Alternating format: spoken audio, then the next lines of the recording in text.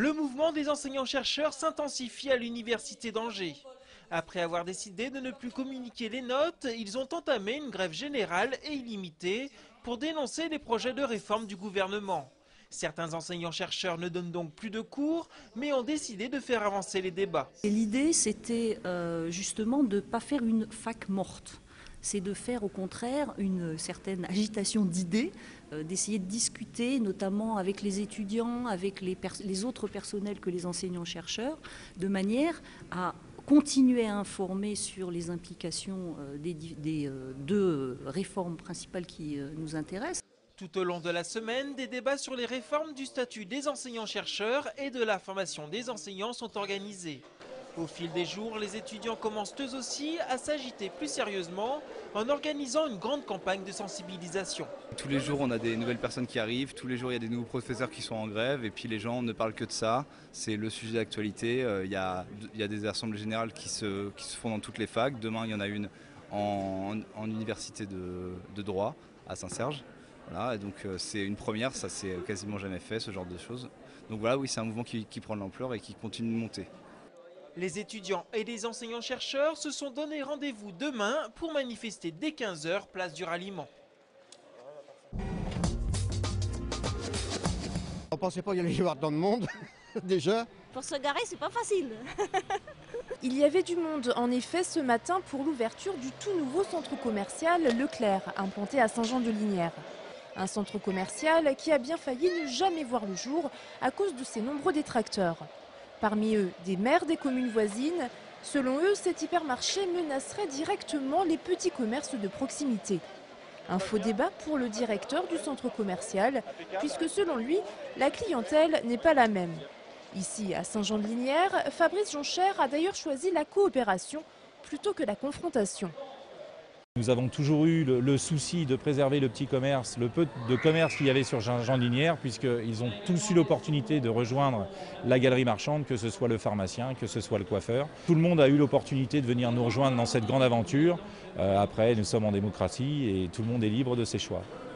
Ce matin, les clients découvraient leur nouvel hypermarché et ils étaient dans l'ensemble satisfaits de cette ouverture. C'est super, nous on habite à Saint-Jean, donc on attendait ça avec impatience. Là, maintenant, je suis à Chantossé, donc ça me fait une petite trotte, mais bon, ça vaut peut-être le coup de grouper les achats et de venir jusqu'ici, quoi. C'est super et il fallait ça dans ce coin-là et c'est parfait. Du côté des petits commerçants de Saint-Jean-de-Lignières, l'humeur était un peu moins à la fête. Mais Saoud est gérant de la seule petite épicerie du bourg. Côté prix, il sait très bien qu'il ne fera pas le poids. Donc on va rester en dépannage. Et à côté, on va diversifier ici, on va faire un petit kebab, quoi. On va essayer de se servir du passage de Leclerc pour diversifier notre activité. Même son de cloche chez le pharmacien qui ne voit pas d'un très bon œil l'ouverture de ce centre commercial. C'est intéressant pour les gens de Saint-Jean-de-Lignières, mais par contre, c'est vrai que ça a un effet néfaste sur les commerces qui étaient déjà présents.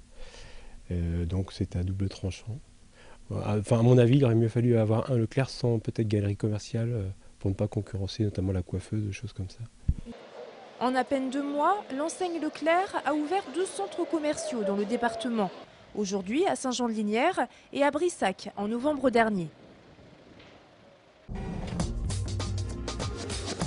Le silence est un élément de manifestation très provoquant, parce que c'est rare aujourd'hui. Place du Pilori à Angers, à 18 h ce soir, et pour la première fois, une centaine de personnes s'est réunie et a formé un cercle de silence pour protester contre le traitement réservé en France aux étrangers. Il y a des choses qui nous indignent par rapport aux demandeurs d'asile ou aux gens sans papier, notamment les centres de rétention, les conditions dans les centres de rétention, la chasse à l'homme, etc. Et les expulsions très musclées. Donc nous avons cherché une forme de protestation qui soit aussi une invitation à la réflexion. À l'origine, à Toulouse, des franciscains qui ont vu se construire à côté de chez eux un centre de rétention pour sans-papiers ont commencé à manifester en silence leur désapprobation. Ils ont fait des émules. Aujourd'hui en France, il existe environ 120 cercles de silence qui se réunissent chaque premier mercredi du mois.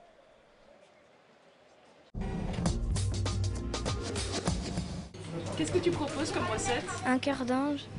C'est quoi? C'est un gâteau au chocolat avec du caramel et des biscuits sur le côté pour faire des ailes. Bérénice a 11 ans et participait aujourd'hui à la finale du concours des mini-tocs.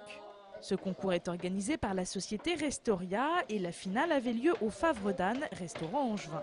5 enfants ont été sélectionnés parmi 200 propositions autour du thème « Le dessert de tes rêves ». Vous savez, les idées, et notamment les desserts de leurs rêves, ça tourne surtout autour des fraises tagada, des chamallows. Je sens que cet après-midi, on va manger des chocopops et autres. Mais enfin, l'idée, c'est quand même qu'ils réalisent vraiment ce qu'ils ont envie de faire, avec forcément des produits qui les font rêver. Et c'est souvent autour des bonbons. J'ai l'impression que parmi ces enfants, il y a déjà des vocations. En tous les cas, il y en a qui me disent « j'aimerais bien cuisiner quand je serai grand ». Accompagnés d'un de leurs parents, les jeunes finalistes avaient 2 heures pour préparer leur plat. Ça me fait un petit peu peur. Enfin... je sais pas, ça me fait bizarre d'être arrivé au final.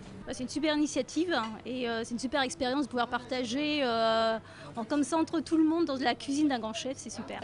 Parmi les plats proposés, il y avait notamment un volcan de caramel, un iceberg au chocolat sur mer d'émeraude et un chacana chaud. Il faut quoi comme ingrédient pour ce dessert? 20 carambars. Et chamallow? 20. Bref, que des bonnes choses.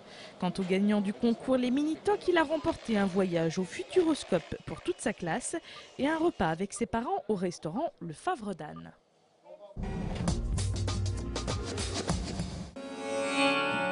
Lulu Femme Nue, la dernière BD du dessinateur angevin Étienne Davodo, a reçu une distinction ce week-end au Festival international de la bande dessinée d'Angoulême. Dans Lulu Femme Nue, Étienne Davodo raconte tout en nuances la fugue d'une femme de 40 ans. Les fans de BD attendent la suite avec impatience.